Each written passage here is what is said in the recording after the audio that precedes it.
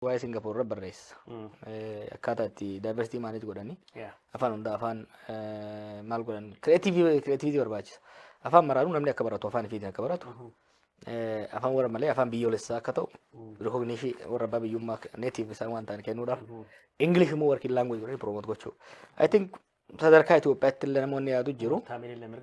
Yes. Sadarkaa Itoophiyaatti amma kan yaadu English promote gochuu baay'ee barbaachisaa. Afaan keenya cimsata.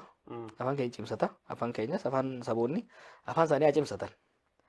Garuu competitive ta'uudhaaf regionally globally competitive ta'uudhaaf English irratti hedduu focus godhuu barbaachisaadha. Maaliif Itoophiyaan biyya nama miliyoona 130ti. Kan keessa harki 75 probably 80% young people dargaggeeyyii. Dargaggeeyyii kana economy Itoophiyaa ka Abiy Ahmad daaraa godhe kan dhiise at the best of it.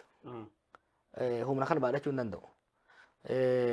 Population uummanni jechuun keessatti dargaggeessi kuni yookiin bu'aadha yookiin ba'aadha. Yoo hojiitti oolchite bu'aadha assetiidha jechuudha. Yoo hojiitti bobbaasuu baatte ba'aadha. Biyya tokko guddisuu kan danda'a yookiin ajjeesuu danda'a.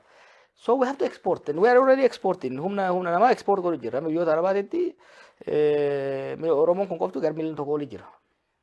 Dubartiin Oromoo tokko kaffaltiin isin biyya Arabaatti argattu ka Keenyatti yoo wal birattuu qaban marroo sadii gadaanadha.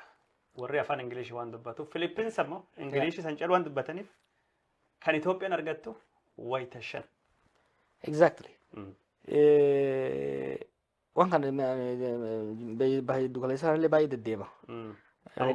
Hogganoota isaaniis illee baay'ee dubbise. An dura waan racismii qofa irraa natti fakkaata. Ijoolleen ta'e nama achi deemtu tokko afaani. Lammaffaa skills. Ijoolleen ta'e saana dhiqoo osoo hin baratin achi dhaqu jirti. So nuyi afaan Arabaa, afaan English barsiisuuni very very important. In addition to maal barbaadde mandi marketing sun amma kiloot maal minister jedhan jira amma ka mufariyaat hoggantu. First thing that should have been done, what are the demands? Labor demand in biyyoota Arabaa kuni what is it? Is it health sector irratti immoo IT dhamoo service kam ka jedhu. Kanarratti wanni ijoollee ogummaaf dandeettii afaanii godhuu irratti hedduu barbaachisaadha. Kanaaf nama English cimsaa deemuu waan hin barbaachisaadha kan yaaduu fi globally amma the western economies namni dulloomaa deemaa jira. Aging is big problem. Gara China will face the same problem soon.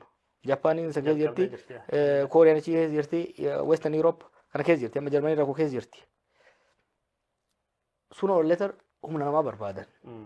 Humni namaa barbaadan kuni gara injineenii gara mediciniittis ogummaan cime. Ogummaa qabeessa fi afaan qabeef afaan English very important. So I think afaan keenya advocate godhaatuma san cinaadhaan garuu immoo English godhuun tokko global competitive godha. Lammaffaa masaanummaa biyya keessa jiru kana leellaaffisa.